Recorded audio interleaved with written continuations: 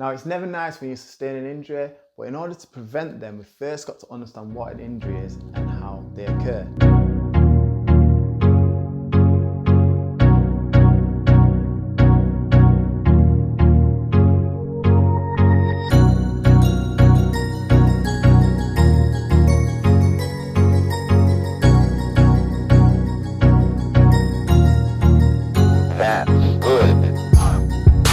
Alright guys, so it's Nathan here from Cryo UK Sheffield, and in today's video we're going to be looking at the principles of soft tissue dysfunction, in particular injuries.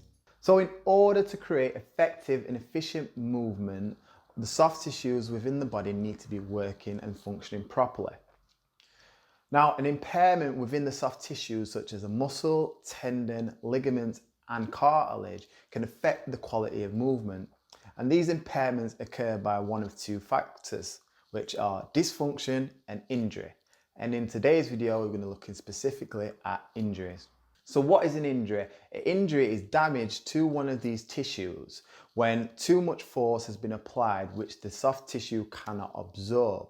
And these can be due to impact, trauma, exceeding the level of conditioning, or exceeding the normal range of movement. Now, an injury can be classified in one of three ways. You can either sustain a primary injury, a secondary injury, or a non-consequential injury. So we're going to look at and discuss what each one of those are. So a primary injury. A primary injury is something that happens firsthand. So the result of the injury is due to the direct forces applied. So a primary injury can either be intrinsic or extrinsic. So with intrinsic injuries, these are injuries which come from within the body. So they are kind of self-occurring injuries. So an example of an intrinsic injury would be a hamstring pull. So when you're sprinting in whatever sport you're doing, your hamstring would pull.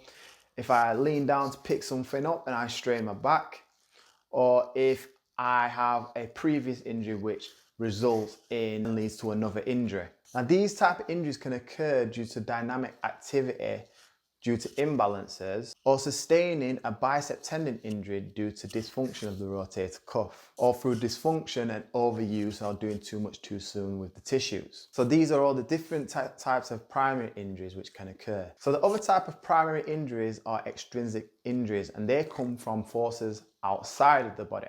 And these can happen accidentally or intentionally. So we categorize extrinsic injuries into four areas, which are human, implemental, vehicular, and environmental. So the human comes from another human. So for example, a boxer could sustain an injury to the eye from fighting with another boxer during sport, or in football or rugby, you could get an injury through a tackle. So these are examples of human injuries. So implemental, this is due to an object being dropped. So something such as a weight being dropped on the foot or something falling onto you.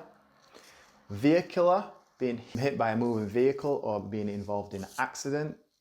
Or environmental, such as tripping over a set of dumbbells that haven't been put away, or tripping up over the ground, or kicking the ground, or kicking a bobble wrongly, which can cause damage to the tissues. So the next on our list are secondary injuries. So these injuries are not a direct result of the original forces applied. They come due to something else. So for example, the typical secondary injuries are normally due to dysfunctions and imbalances. So I'm not going to go into dysfunctions in this video because we've already discussed that, but if you want to check that out, here's the link for that. So for example, a secondary injury could be a result of a calf strain or knee pain due to something that's going off at the hamstring. So it is a result of injury, which is injury or imbalance within the body, or a dysfunction, which then leads to another injury. So we spoke about the injury and dysfunction cycle.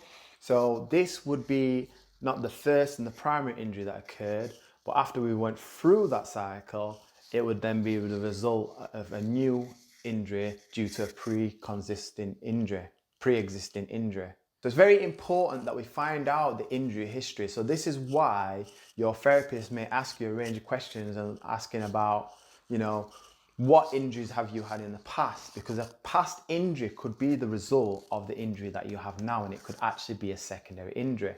So don't always focus on the primary injuries. Okay, and then the next one on our list is non-consequential injuries. So these are injuries that occur which have nothing to do with primary or secondary injuries and actually are due to pre-existing conditions which we have no control over. For example, something like scoliosis or fibromyalgia, due to the extra strain and extra stress which is put on the body, this can then relate to an injury. So with these conditions, we can't ultimately manage the first condition, but we can do help to prevent and manage what comes after that. So these are examples of non-consequential injuries. So that concludes today's video on the principles of soft tissue dysfunction, in particular injuries. So if you liked the video, you found it useful, give us a thumbs up and make sure you're subscribing to our channel for future content. Also in the comment section, let me know what you want to see next, guys. I always appreciate the feedback.